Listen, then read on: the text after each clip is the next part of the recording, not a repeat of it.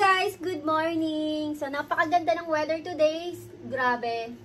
And, yun nga, gusto kong i-share sa inyo yung aking experience sa paggamit ng aking iPhone 15 Plus. 1 week ko na siyang gamit. And may i-share ko sa inyo yung mga na-experience ko, yung mga nagustuhan ko, and yung mga ayaw ko sa bagong iPhone 15 Plus. Pero, habang share ko sa inyo yung aking experience, 1 week experience, mag-unbox tayo nitong in-order namin sa Shopee. Ito ay strawberry, guys. Meron ditong mga farm ng strawberry, pero nung tinawagan ng asawa ko, is hindi pa daw ready yung mga strawberry para pitasin. Mga last week pa ng December or first week ng January, pwedeng mag-visit sa kanilang farm para ikaw na mismo yung mamitas ng strawberries. Pero ito ay in-order lamang namin sa Shopee para nagkikrave kasi ako and favorite ko kasi talaga tong strawberry, guys. Kaya ayan, meron tayo dito isang box ng strawberry at i-unbox ko to sa inyo. And habang nag-unbox ako, syempre, ikukwento ko sa inyo yung kung ano nga ba yung mga nagustuhan ko sa iPhone 15. Kasi alam niyo naman, guys, na first time user ako ng iPhone and talagang pan na pan ako ng Android since siguro college yata ako nung nag-start akong magkaroon ng Android cellphone. And now, dahil naka-iPhone na tayo, sobrang big changes sa akin and talagang hindi pa talaga ako sanay, guys. So ayan, binubuksan ko na itong box ng strawberry para siyempre matikman na natin and makita ko kung gaano ba kalalaki yung mga strawberry sa loob. Yun nga, guys, talagang hindi pa talaga ako sanay gumamit ng iPhone. And sabi nga ng asawa ko, bakit laging yung Android cellphone mo yung gamit mo? Naninibago kasi ako and talagang sanay na sanay akong gamitin yung Android phone. Lalong-lalo na sa pagmo-Mobile Legend, guys. Kasi naglalaro kasi ako ng ML. And Mythic na tayo. Grabe, sobrang saya ko. Talagang pinagpuyatan ko talaga para maging Mythic ako. So, ayun. Alam niyo ba, yung first thing na gustong-gusto ko dito sa iPhone 15 is yung smooth. Pag nag-scroll ka sa mga TikToks, sa browser, grabe, sobrang smooth niya and napakalinaw talaga ng screen.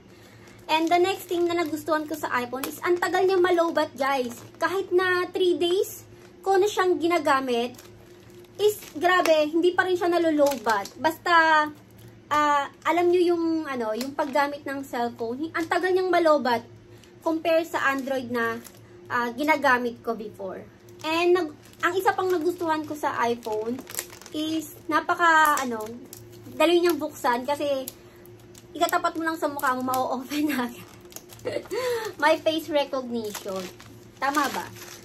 So, ayan. Pero yung ayaw ko naman sa iPhone 15 is yung camera. Yung front camera niya, guys, yung selfie camera niya is napakapangit ng result. So, i-insert ko dito yung picture. Ayan. Pag nag-selfie ka, ayan yung magiging result ng iyong selfie. Medyo grayish yung color niya and medyo blurred.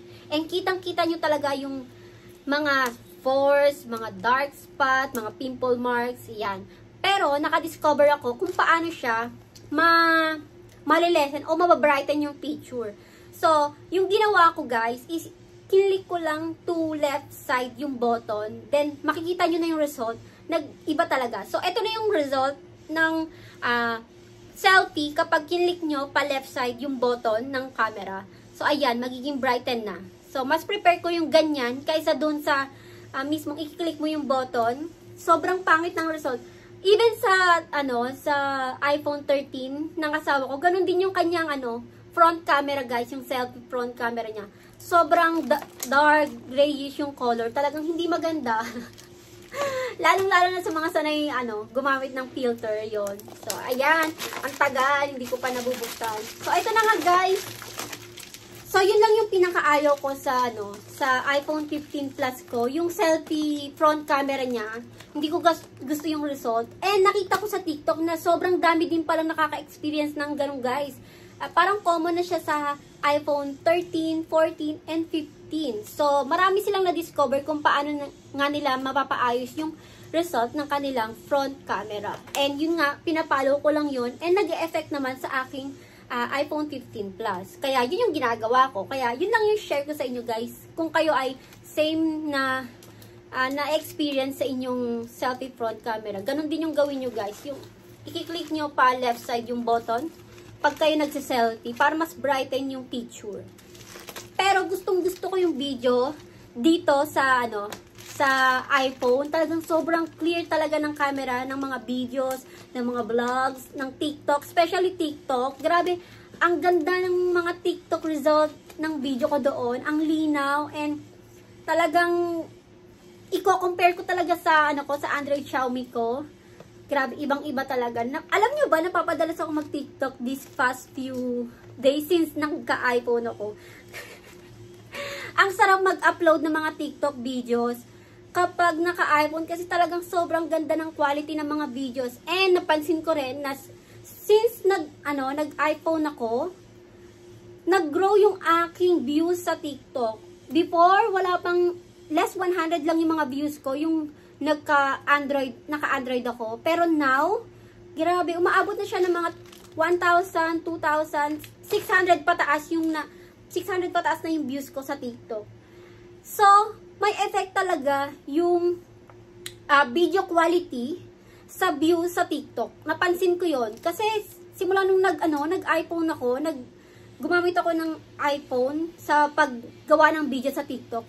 Sumobra, gumanda yung views ko and ang ganda ng quality ng video. So may effect talaga yun guys, yung video quality.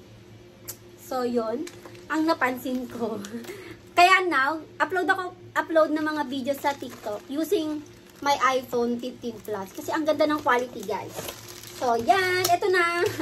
Ito na ang ating strawberry na in-order sa Shopee. Ayan. So, ito worth 500 NT, isang box, 300 grams. Is it correct, my love? This one is 300 grams for 500 NT. Medyo mahal pa siya kasi hindi pa talagang winter dito sa Taiwan. So, yung mga strawberry farm is nagsisimula pa lang mag-grow. 400 grams. This one is 400 grams worth 500 NT. Gusto ko sana yung pumunta sa farm Marami dito nearby na strawberry farm pero hindi pa kasi ready for picking yung mga strawberry. So, mga end of December pa or first week ng January, pwede mag-pick ng mga strawberry. Talagang ikaw talaga yung mamimitas. Yun talaga yung gusto ko, yung mamimitas ako. So, ayan. So, ayan, na-share ko na sa inyo yung yung gusto ko at ayaw ko dito sa iPhone camera.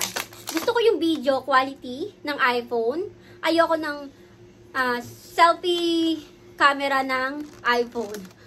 Pero, syempre, nagawa na natin ng paraan. Nakahanap na tayo ng paraan para gumanda yung quality ng ating selfie picture. So, ayan. Buksan na natin itong box ng strawberry. Ayan, guys.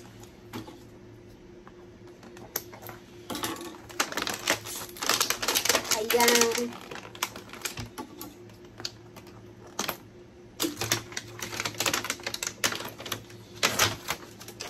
Ang alam nyo ba na advice ko lang, if kayo ay naka iPhone 13 Pro Max, Pro Max, wag na kayong mag-upgrade ng iPhone 15 kasi almost the same lang talaga yung kanyang quality. Talagang kasi kinompare ko kasi yung iPhone 13 Pro Max and iPhone 15 Plus ng asawa ko. Same lang yung yung picture, yung quality ng selfie picture, same lang yung quality ng video. Ayun, kaya if kayo ay naka iPhone 13 Pro Max na much better na wag na kayong mag-upgrade kasi same lang naman yung mga quality ng mga videos and siguro may konting lang difference. Your camera is more better than 13 Pro Max. Sabi ng asawa ko, yung camera daw ng aking iPhone 15 Plus ay better kaysa sa kanyang iPhone 13 Pro Max. Pero para sa akin the same lang talaga, walang pinagkaiba. Pero ayan, eto na nga guys. So, etong box na to, 400 grams, 500 NT, ay merong 1, 2, 3, 4, 5, 6, 7, 8, 9, 10, 11, 12, 13, 14, 15, 16, 17. 17 pieces na strawberries. So, yan. Malalaki siya, guys. Grabe. Ayan. Pakita ko sa inyo. Ayan. Malaki siya. And, grabe, sobrang red niya. Kaya, feeling ko matamis to, guys. Ayan. I-close up natin. Ayan. Alam kasi ng asawa ko na favorite ko talaga ang strawberry. Kaya, in-orderan niya ako. Gusto ko sana pumunta sa farm. Kaso lang, tinawagan niya. Hindi pa raw ready yung mga strawberries for picking. So, nag-order na lang kami sa Shopee. And malapit na rin kasi akong bumalik ng Pilipinas. Kaya, dito na lang ako, nag-order na lang ako para mas madali kong ma-receive at makakain na ako. Kasi parang naglilihi yata ako. So, ayan lang guys, yung aking share for today's vlog. Grabe, this past few days, sobrang busy. Ang dami naming inasikaso bago kami bumalik ng Pilipinas. Siyempre, and kasama ko yung husband ko pabalik ng Pilipinas. Sabay kami aalis at uuwi. And yun lang guys, ang share sa aking vlog for today. Sobrang simple lang. And syempre, gusto ko pa rin mag-thank you sa lahat ng nanonood and nagsusupport ng aking channel. Kaya, laban lang, don't give up, and continue lang yung yung paggawa nyo ng mga content, even though na wala masyadong views. And napansin ko na mas madami akong views sa mga skincare reviews, sa mga skincare product na ginagawan ko ng vlog. Mas tumataas yung aking views sa mga ganong vlog. Kaya, pag nasa Pilipinas na ako, ganon yung gagawin ko. Gagawa ko ng maraming product reviews. Kasi sa Pilipinas kasi, sobrang daming mga beauty products, skincare na pwedeng i-review na hindi ka mapapagastos ng sobra, hindi mahal, 'di ba? Sobrang daming trending beauty products, skincare sa Pilipinas na pwede kong gawa ng review nang hindi ako napapagastos ng sobra. And syempre, gusto ko yung i-try para ma-share sa inyo yung result sa akin. Syempre, hindi naman pare-pareho yung result sa bawat tao. I-share ko lang yung aking experience para magkaroon kayo ng idea o 'di ba kung pareho tayo ng result, ganoon. So yun lang guys, and i-end ko na yung vlog na ito. So please don't forget to subscribe sa aking YouTube channel. I-click nyo na rin yung notification bell para lagi kayong updated. So yun lang guys, kakainin ko na tong strawberry, hugasan ko muna, and paalam.